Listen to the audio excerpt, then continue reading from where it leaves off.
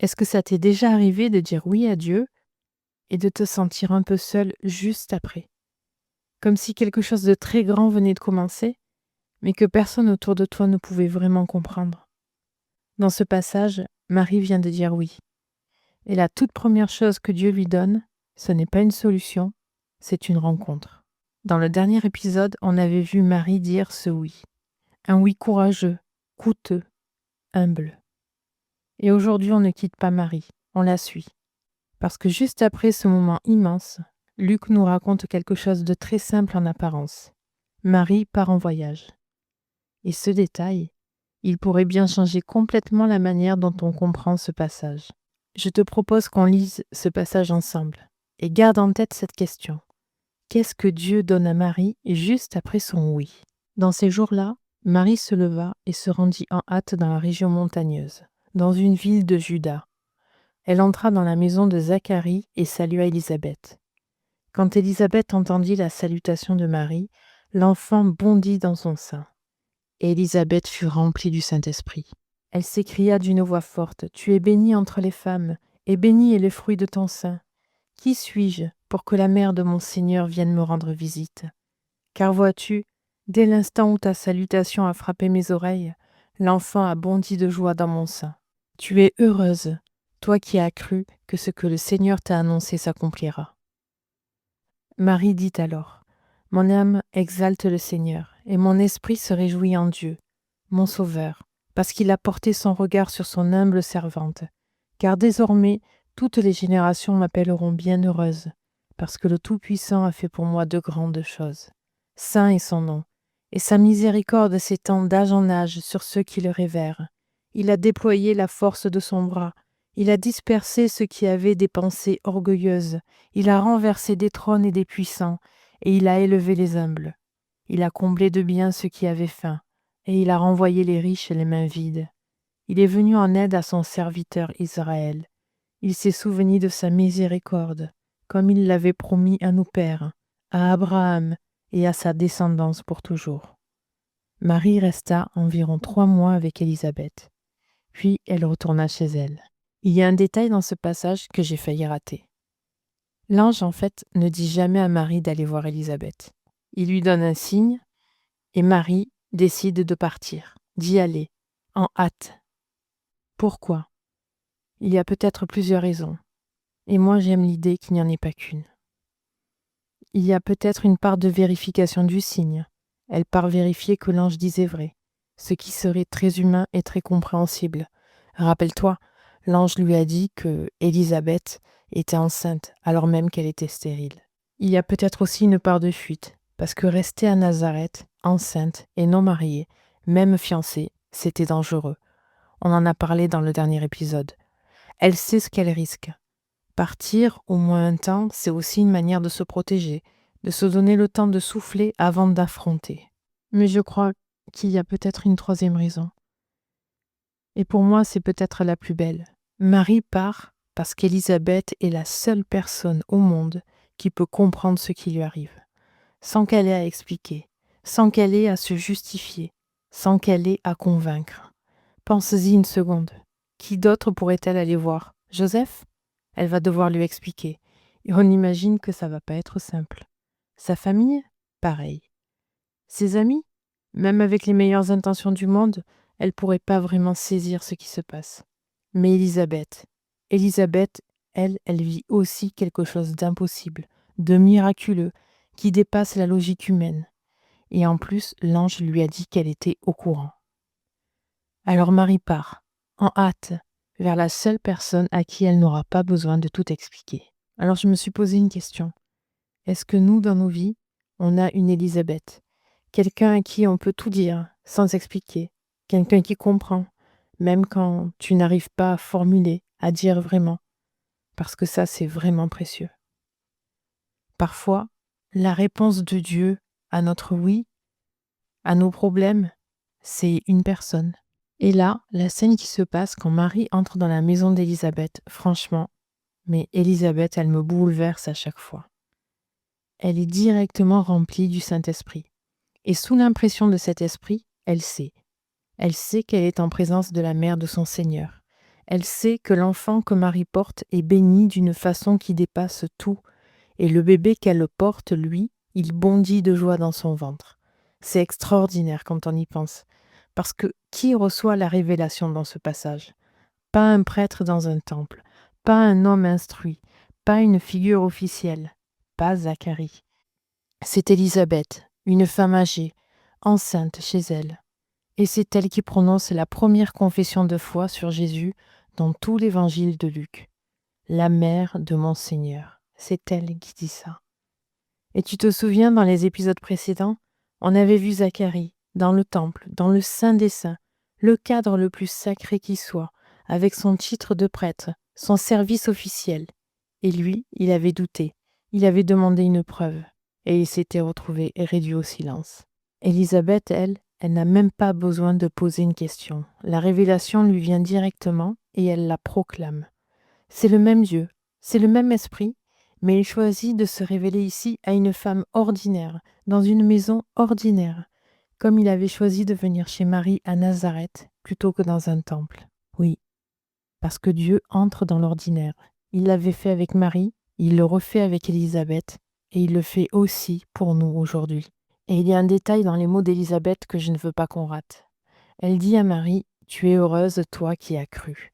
Elle met le doigt exactement sur ce qui différenciait Marie de Zacharie dans l'épisode de l'annonce. Zacharie avait demandé une preuve avant de croire, Marie avait dit oui. Et Élisabeth, elle valide tout ça. Elle nomme ce que Marie a fait. Parce que parfois, on a besoin de quelqu'un d'autre pour nommer ce que Dieu a fait pour nous, a fait en nous. Et Marie avait besoin que quelqu'un lui dise « Oui, tu as bien fait, tu as bien cru ». Et là, il se passe quelque chose de très subtil. Marie avait dit oui, mais peut-être qu'elle avait encore besoin d'entendre « Tu as bien fait, tu as cru, tu es béni ». Parfois, on a besoin que quelqu'un mette des mots sur ce que Dieu fait en nous. Et c'est sur ces paroles d'Élisabeth que quelque chose se libère en Marie. Le Magnificat. Mon âme exalte le Seigneur. Ce cantique, je vais être très honnête, c'est un passage qu'on peut avoir tendance à lire beaucoup trop vite, parce qu'on le connaît, parce qu'il est célèbre, parce qu'on l'a entendu des dizaines de fois, et du coup on rate ce qui s'y passe vraiment. Alors laisse-moi te proposer quelques angles de lecture qui me semblent importants.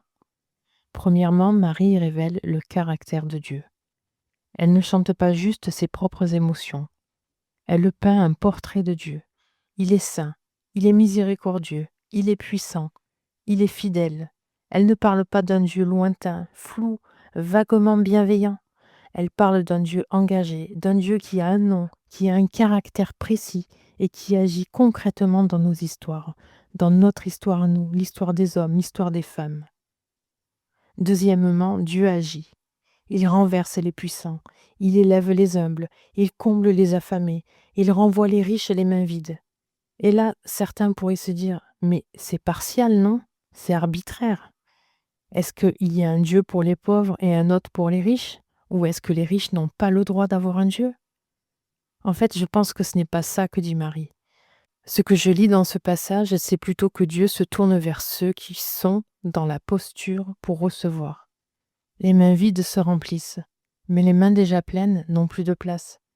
Ce n'est pas une question de mérite, c'est une question de disponibilité. Ce qui nous ramène à Marie elle-même d'ailleurs. Dans l'épisode précédent, on avait dit « on ne sait presque rien d'elle, aucun titre, aucune vertu soulignée. Elle est choisie par grâce pure. Elle est disponible. » Marie parle d'Abraham, elle parle de l'alliance. Ce que Dieu fait en elle, ce n'est pas une improvisation. C'est le déploiement d'un plan qui a commencé bien avant elle, bien avant nous. Et ça dit quelque chose sur qui est Dieu. Il est fidèle, il tient ses promesses, même quand elles mettent des siècles à s'accomplir. Le temps de Dieu n'est pas le temps des hommes. Et si tu lis l'Ancien Testament, tu reconnaîtras des échos dans ce cantique. En 1 Samuel 2, il y a le cantique d'Anne, une femme stérile encore, et humiliée, que Dieu a visitée d'une façon miraculeuse. Et quand Dieu agit en elle, elle explose en louange avec des mots très très proches de ceux de Marie.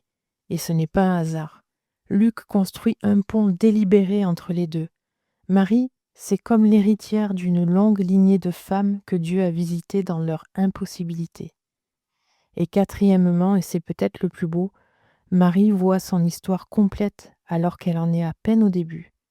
Elle dit « Désormais, toutes les générations m'appelleront bienheureuse », au présent, comme si c'était déjà accompli.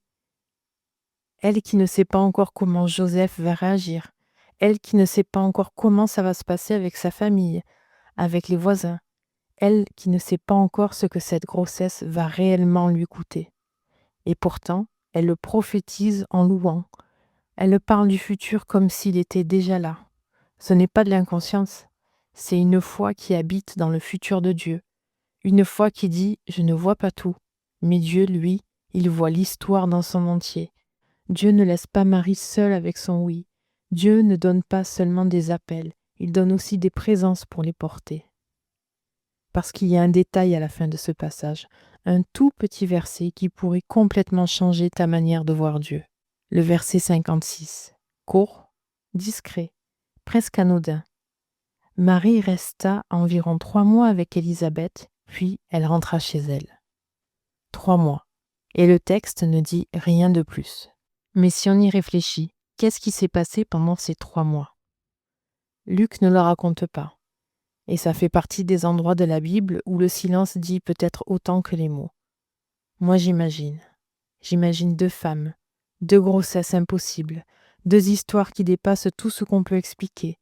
Et la seule chose qu'elles pouvaient se dire l'une à l'autre, c'est « moi aussi. Je comprends, tu n'es pas folle. Ce que tu vis, c'est réel. » J'imagine ces 2 femmes qui ont dû prier ensemble, qui ont partagé leurs doutes et leurs joies, qui se sont raconté leur expérience de Dieu dans leur corps, dans leur vie, sans avoir à se justifier. Et là, il y a quelque chose qui me touche profondément, quelque chose que je pense que Luc veut nous dire, parce que Dieu ne laisse pas Marie seule avec son oui. Elle a dit oui à quelque chose d'immense, quelque chose qui va lui coûter cher. Et avant même qu'elle aille affronter sa réalité à Nazareth, Joseph, sa famille, le regard des gens, Dieu lui donne ce temps, ce refuge, cette femme, la rencontre comme don de Dieu avant l'épreuve. Et d'ailleurs, si on fait attention à la chronologie, Marie repart chez elle environ 3 mois après son arrivée. La grossesse d'Élisabeth en est alors à son 9e mois, ce qui veut dire que Marie part avant la naissance de Jean. Elle n'assiste pas à l'accouchement. Pourquoi? Peut-être parce qu'il était temps pour elle de rentrer, d'affronter sa propre réalité. Elle repart vers Nazareth, vers Joseph. Elle repart vers l'épreuve. Mais elle repart renforcée. Elle repart avec dans les oreilles les mots d'Élisabeth. « Tu es bénie, tu as cru, tu es heureuse ». Elle repart avec le Magnificat dans la bouche. Elle repart avec 3 mois de présence, de prière, de communion, de louange, avec quelqu'un qui comprend. Dieu ne l'a pas envoyée seule dans le difficile. Il lui a d'abord donné Élisabeth. Voilà pour ce passage. Je pense qu'on a toutes besoin d'une Élisabeth, et aussi qu'on peut toutes être une Élisabeth pour d'autres. Alors si tu veux bien, j'aimerais te proposer une prière. Seigneur, merci parce que tu ne nous laisses pas seuls. Merci parce que tu vois ce que ça nous coûte parfois de dire oui, et tu prends soin de nous avec douceur. Seigneur, pour celles qui portent quelque chose de difficile en ce moment, quelque chose qu'elles ne peuvent pas encore expliquer aux autres, donne-leur leur Élisabeth. Donne-leur une personne qui comprend, qui nomme, et qui dit « Tu es béni, tu as cru ». Et aide-nous, Seigneur, à voir notre histoire avec tes yeux à toi, même juste un fragment, même juste un verset, parce que rien n'est impossible à Dieu. Amen. Voilà, c'est la fin de cet épisode. J'espère qu'il t'a touché quelque part. J'espère surtout qu'il t'a donné envie de relire ce passage. Dans le prochain épisode d'études bibliques, on retrouvera la naissance de Jean-Baptiste, toujours dans Luc 1. Et là, tu verras qu'il y a aussi des merveilleuses choses à découvrir, dont la première parole de Zacharie après 9 mois de silence. Mais juste avant, il y aura un épisode sur un livre de la bibliothèque Psaumes et Chocolat. Il s'agit du livre que j'ai reçu en cadeau par mon église lors de mon baptême. Et laisse-moi te dire que ce livre, c'est une pépite. Sois béni et à très vite dans le salon.